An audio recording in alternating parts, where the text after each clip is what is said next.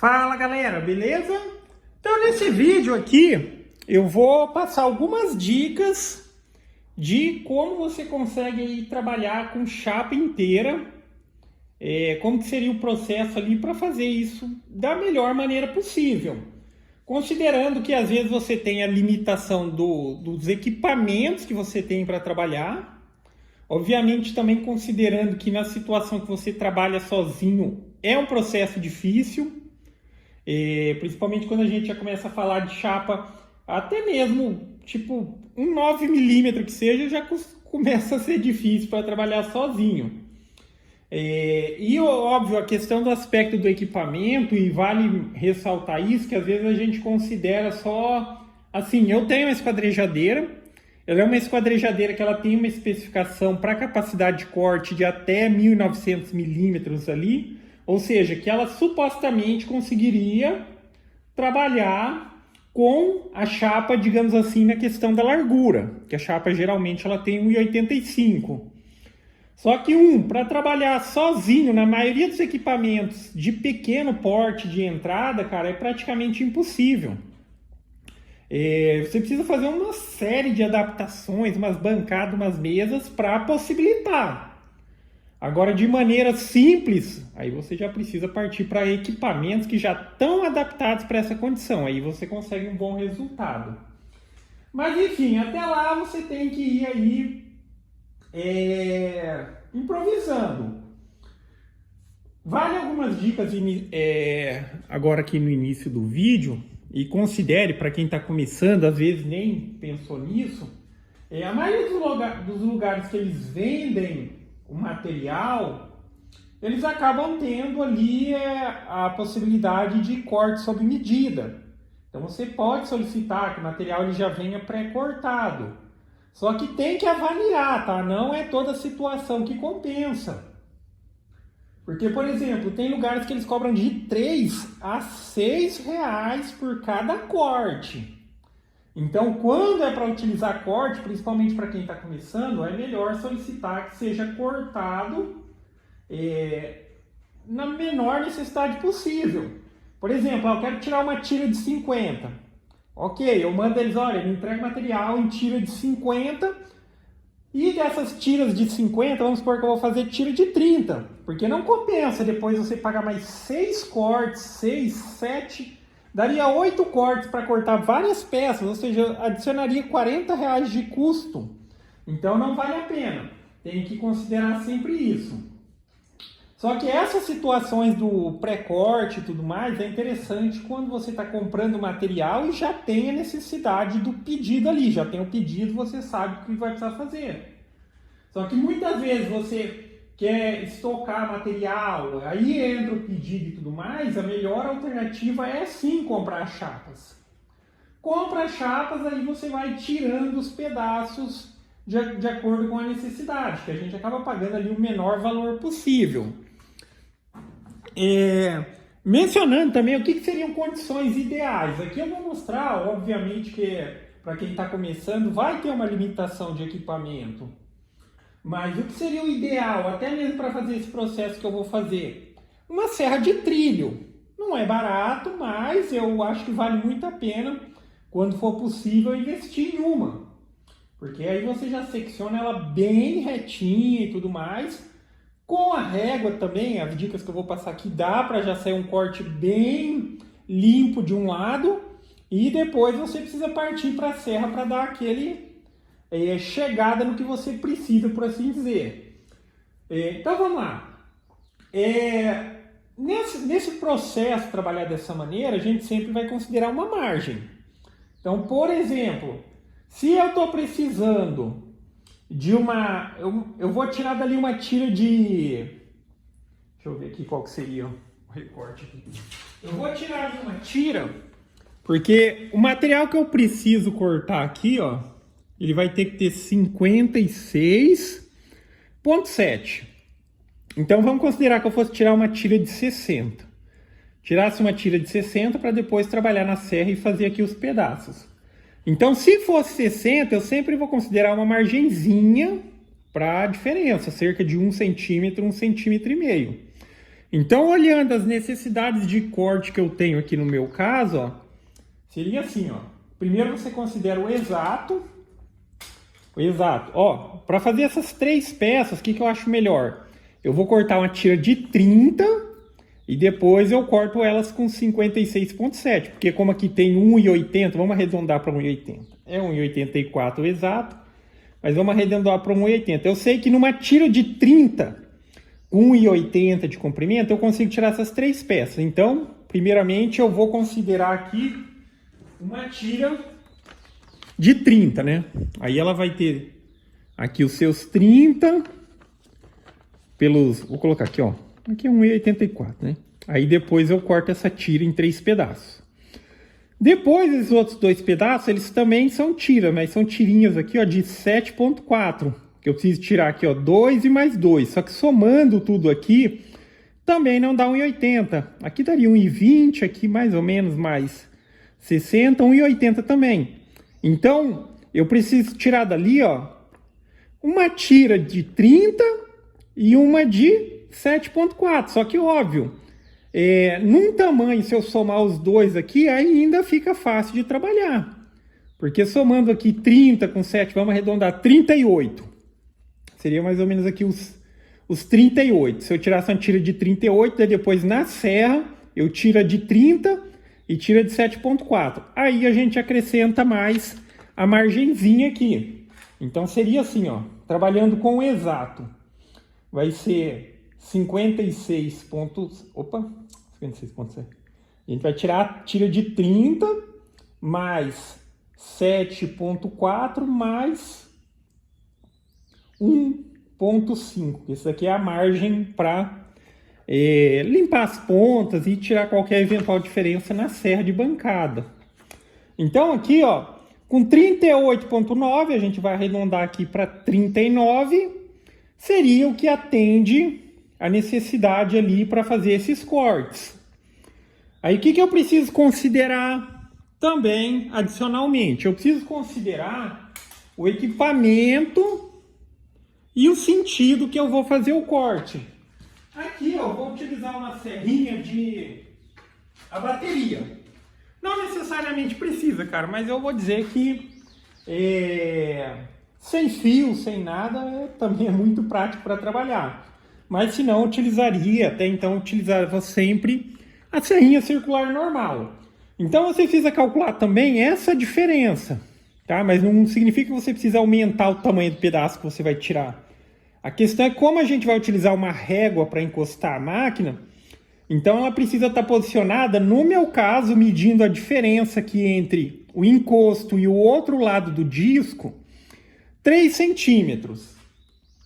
Então, a diferença de corte aqui do disco da serra que eu utilizo é aqui. Então, eu vou colocar aqui, ó, mais 3 centímetros. Então, o posicionamento da régua, considerando a beirada do MDF, ele vai ficar aqui, ó, 41,9 e a gente pode considerar aqui 42 centímetros, ok? Então, vamos lá para alguns materiais que você vai precisar. Eu tenho aqui, ó, esses sarrafos que estão aqui. As sarrafos aqui é só para posicionar embaixo, sarrafo de apoio. Essa tira de MDF que eu tenho aqui, ela vai ser a minha régua. Então eu recomendo, e é bem possível, que você utilize também uma régua de MDF que ela esteja bem retinha, né? Você precisa certificar disso. E que ela tenha aqui, ó, uns 20, 25 de largura, para não ter risco de, por exemplo, a gente vai prender ele pelas pontas, na hora que você estiver passando com a serra, isso daqui não deslocar. Porque às vezes você fala, não dá para utilizar aquelas réguas de alumínio fina, régua de alumínio daquelas quadradinhas. O problema é que como ela é muito estreita, às vezes quando você chegar no meio aqui e estiver preso pelas extremidades, ela pode deslocar. Se você só tiver de fato uma régua de alumínio que você acha que é confiável, você vai ter que prender pelas extremidades, a gente vai deitar a chapa aqui ainda, e posteriormente, bem no centro do material, você coloca um calcinho de assim, para evitar que no meio ela dê aquela embarrigada quando você estiver passando a serra. Mas eu recomendo mais que você tenha uma tira de MDF, ok? Então a gente já tem as medidas aqui que a gente precisa, né? A medida de posicionamento do posicionamento da minha régua, considerando esse pedaço da chapa que eu tenho, ele vai ser 42 centímetros. Então, por exemplo, eu vou fazer uma marquinha aqui, ó. 42 e 42. Isso aqui é só referencial, porque a gente vai ter que marcar do outro lado ali. Tá? Eu já estou fazendo essa marca, porque é o seguinte, na hora de deitar a chapa aqui no chão para fazer o corte, eu já vou posicionar esses pezinhos aqui, ó. Porque a ideia dos pezinhos é assim, ó, você sempre vai posicionar próximo um antes do corte e um depois do corte. E desse lado aqui, também um. Porque assim, para evitar de quando você estiver cortando a chapa, ela não descer ou ela, o lado que tiver, vamos dizer, aéreo, por assim dizer, ele baixar e prender o disco. Então, você sempre apoia de um lado do corte com pelo menos duas e do outro lado do corte com pelo menos duas, para que você cortar a chapa ficar estável ali, ela não fazer nenhum movimento. Aí, como eu mencionei, a ideia do aqui que eu estou colocando é apenas para fazer isso. Agora eu vou deitar a régua aqui, mais ou menos alinhado, né? Porque depois a gente vai fazer o ajuste certinho, só para ter uma boa referência. Então essa aqui, eu acho que futuramente até que eu vou fazer, eu vou aqui no próprio chão mesmo, porque geralmente quando eu receber chapa eu vou receber elas assim, eu vou ter que deitar aqui elas e tal. Eu vou fazer uma marcação no chão. Aí ficaria bem prático para fazer o alinhamento das réguas. Esse pré-alinhamento. Tá? Então, beleza. Já está mais ou menos no lugar. Aí eu vou descer aqui a chapa aqui um lado, que é aquele calcinho que está aqui um pouquinho mais alto. Ó. Já apoiou aqui, aí simplesmente eu vou deitar a chapa. Tá? Aí aqui eu deitei a chapa.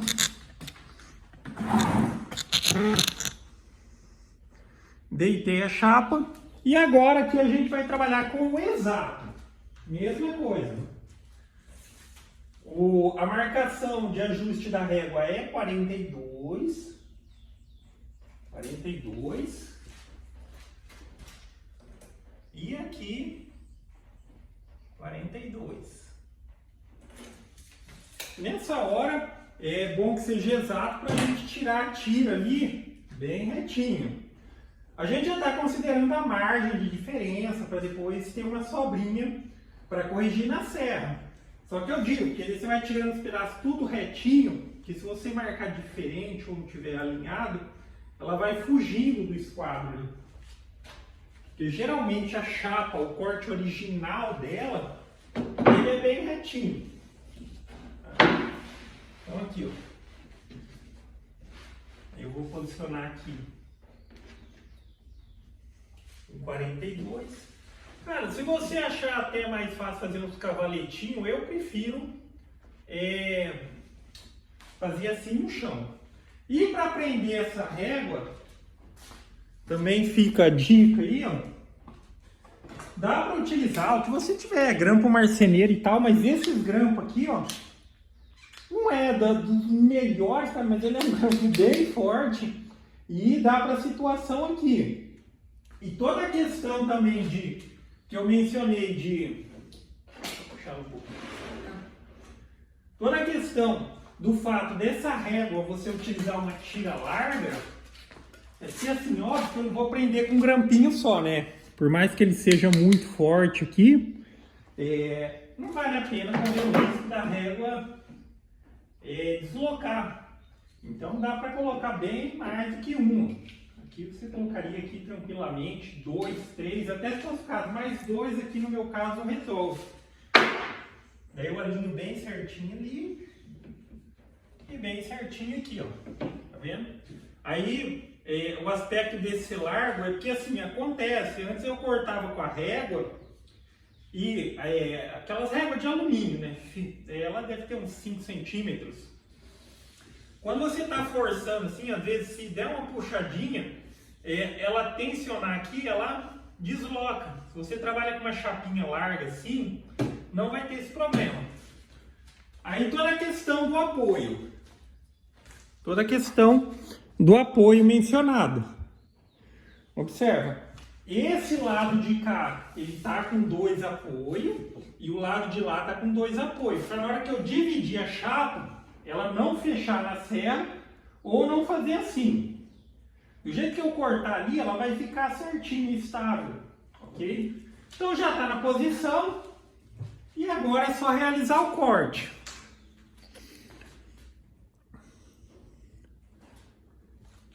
Aí aqui, ó, na hora de se deslocar aqui, ó, vamos só colocar mais um grampinho por garantia. Não tem mais. Esses grampinhos aí, cara, é muito bom, tá? Muito bom no aspecto aí da praticidade. Eles são bem firmes.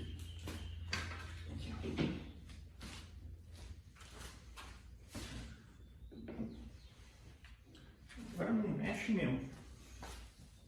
Aí o disco aqui, ó, você sempre vai regular a altura para o mínimo necessário para recortar. Se é tipo, um MDF de 15 milímetros, aqui eu vou regular com no máximo aqui 18, tá? Poderia ser 17, 16, mas o mínimo necessário. E aqui esses sarrafinhos que estão aqui, eles têm 15, então não tem risco, e é isso o cuidado que você tem que tomar para o disco não pegar no chão. Se está passando só 3 milímetros aqui, nunca que ele vai pegar no chão ali.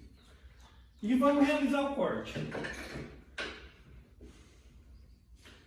Na hora de se deslocar aqui, aí assim, observe que eu deixei um ponto de apoio bem em cima da régua. Então eu posso, sem problema algum, eu vou posicionar aqui na hora que eu estiver cortando aqui, eu vou ir por cima aqui. Às vezes a pessoa vai tentar cortar assim, ó, fica numa posição que não é muito adequada. Aí você pode tranquilamente ir por cima da régua, apoiando o joelho aqui, seu peso, sempre sobre aonde está apoiado. Ok? Tanto aqui quanto aqui, se for necessário. Aí, como está apoiado dos dois lados, não tem problema. Agora vamos lá.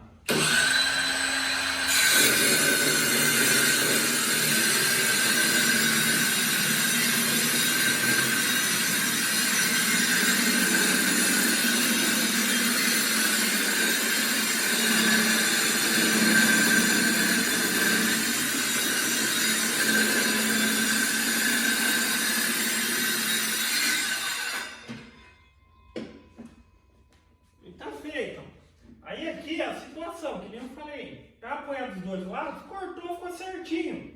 Se, por exemplo, eu não tivesse esse apoio aqui da beirada, na hora que eu cortasse esse pedaço, estivesse terminando, ele ia dobrar assim. Às vezes ia quebrar antes até mesmo de terminar o corte, pelo peso do material.